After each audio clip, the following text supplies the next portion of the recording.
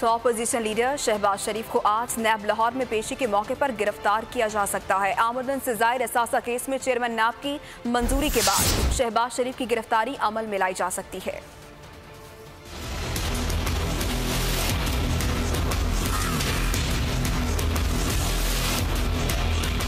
एक और जुमे पर एक और बड़ी गिरफ्तारी का इम्कान। जराये के मुताबिक अपोजिशन लीडर शहबाज शरीफ को लाहौर में पेशी के मौके पर गिरफ्तार किया जा सकता है। आमदन से जायद असासा जात केस में गिरफ्तारी की हतमी मंजूरी चेयरमैन नैब देंगे।